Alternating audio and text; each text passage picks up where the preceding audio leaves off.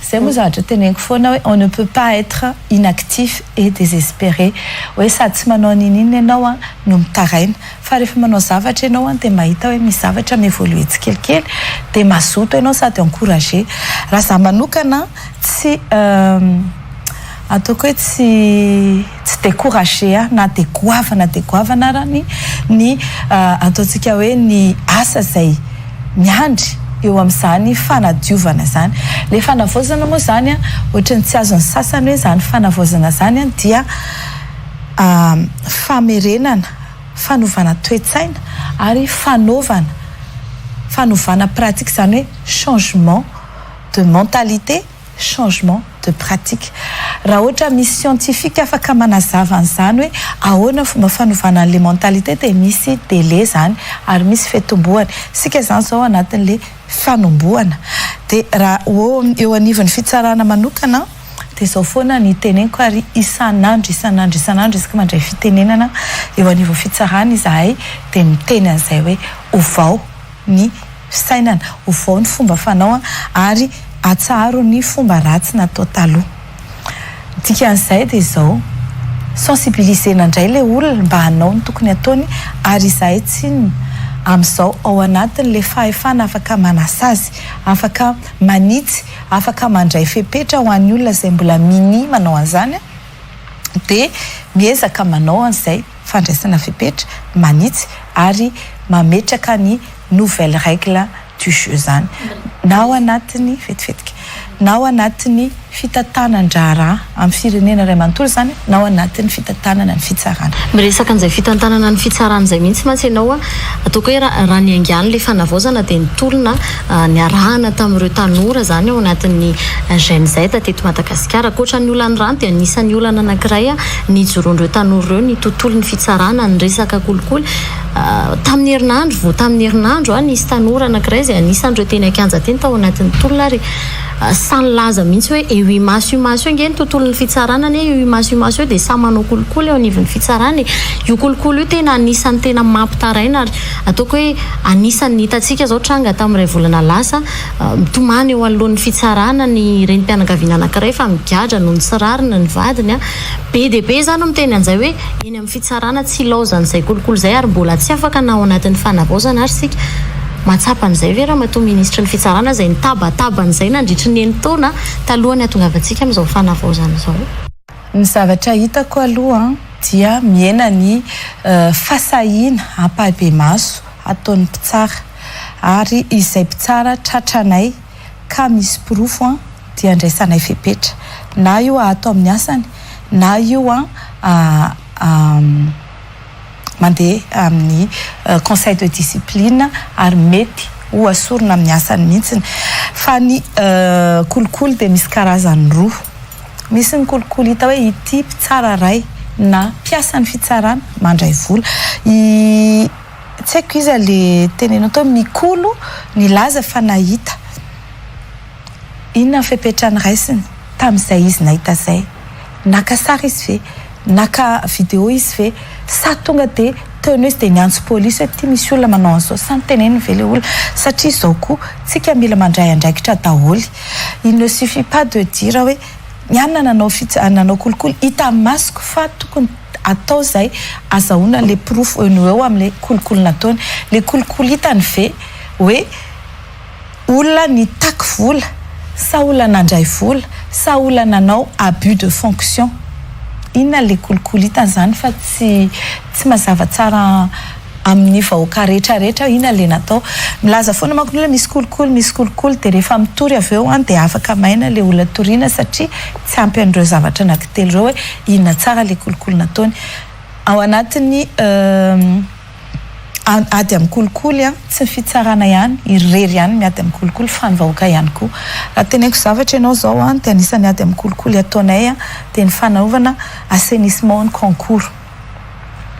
Nandritry ny fotoana nahatongavanay teo nanomboka novembre ka hatramin'ny décembre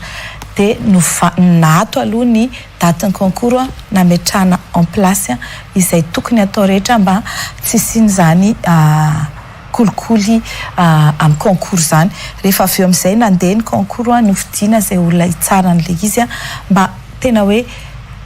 olona azo atokisana ary misy raha sanatry nisy olona tsy azo atokisana ao dia misy logiciel indray manampy amin'ny fitsarana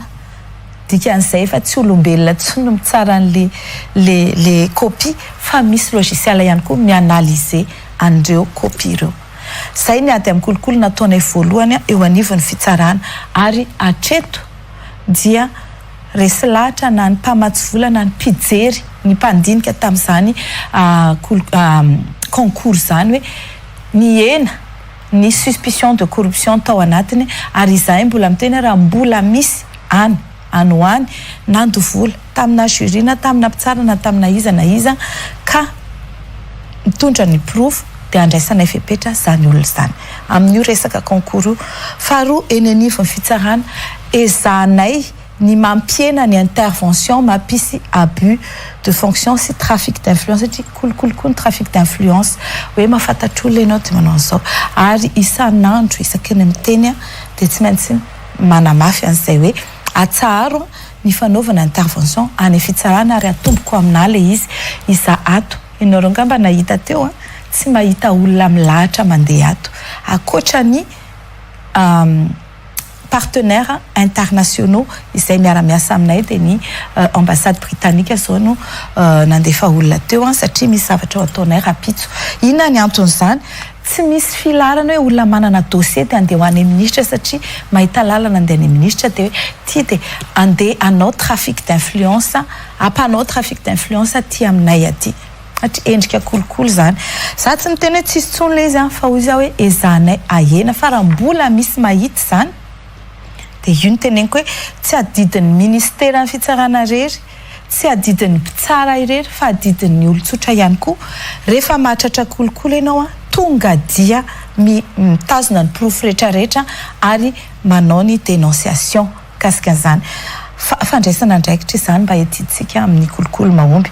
afaka mitoroka ianao eo amin'ny site-ny Bianco itoroka dia tena ihany izao ny anarany izao ny asany izao ny zavatra nataony reto ny proof dia manao fanadihadiana ny Bianco fa tsy eny amin'ny anao manjery fotsiny no miteny tsy ampiny farany ny fanaovana tsy fanekena an'le ataontsika hoe cours normal na ny procédure normale fa hoe aleo za hitady olona fantatra mba ho afaka concours ary tena teneniko aminareo misy olona au moins 3 nanantona tamin'ireny concours magistrat reny ny teny hoe reto mba misy havanay ataovy afaka dia navaliko an'ireo olona ireo hoe tsy afaka mi-intervenir amin'ny concours ny tenako dia ianao ve tsy manana quota en tant que ministre dia namaly hoe tsisy an'izany quota zany ao ary tsy hisy an'izany satria izany ihany no mahatonga ny fitsarana feno kolokolo satria nareo tsy manaiky any hoe anao concours mazava ny zanakareo fa mila hoe ampidiro na tsy mahay ary dia nijerena note ny mpianatra izay nanao concours raha tsy diso 5 000 mahery ny nanao concours ary 300 no ndraisina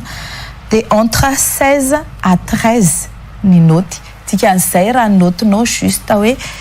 13 no midina dia fa éliminé ianao zany mety manana 12 et demi 13 latsaka ianao fa tsy nahafeno an'le misy mahay noho ianao eo dia ry mahay zany ny lany. Dia faharoa misy olona ao amin'ireo afaka concours ireo izay mbola tsy tononoko ny anarany fa andraisana fepetra satria nahoana izy ty afaka concours na dia nahay ary impliqué amina dossier de corruption tao amin'ny fitsarana tonga dia andraisana fepetra avetrany hoe tsy ekena zany olona efa impliqué tamina dossier de corruption nefa afaka concours magistrat dia sanatria an'izany mbola anoy an'izany rasaratsiny zany rehefa ao anatiny ao dia tsy ekena. Miresaka foana mantsy hoe andraisana fepetra fa tena misy ve le fepetra mivaingana raisina na ho an'ireo mpitsara tratra manao kolokolo ary na fantatra fa manao kolokolo ary mato ministra napon'izay ny nataonay voalohany aloha zao dia ny suspension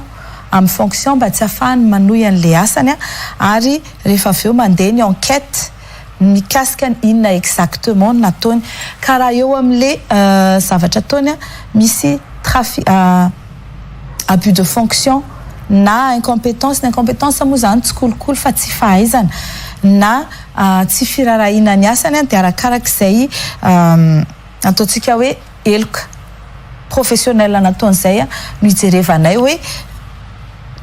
sanction disciplinaire fotsiny ihany ve nomenana azy sa iampiko sanction pénale dia izay anankiroa izay ny fepetra raisina ho an'ny mpitsara izay tratra manao kolikoly sanction disciplinaire plus sanction pénale ary na dia tsy ao anatin'ny fitsarana ara dia hitantsika fa misy mpitsara na olona izay tsy ao anatin'ny fitsarana mety en détachement na amina poste de nomination na ohatr'izany ka mety ho voaroroy amina resaka kolikoly dia mandeha ny ordre de poursuite n'izany anisan'izany Marie Michel izay mpitsara impliqué amina détournement de données publiques akoatran'ny ataontsika hoe participation à des troubles de tentative de coup d'état zay nataony iny zany infraction politique fa le infraction détournement de données publiques izay nataony dia amin'ny mampitsara anazy satria zany atao hoe kolikoly tena hoe dans toute sa splendeur dia nanaovana ordre de poursuite izy dia nenjeha fitsarana nampitsara ary betsaka ny mpitsara sasany izay nyteny fa maninona kosa le mpitsara no dia nigadraina fa maninona ny mpitsara no tsy ho gadraina any ny fanontaniana mipetraka mbola tsisy angamba izany hoe mpitsara ny tana ndraikitra ambony teto amin'ny firenena ka tratra impliqué amina dossier ka nigadra raha tsy io mpitsara izay resahanay tsika io Marie Michel ary mety mbola izy koa akoatran'io fa dia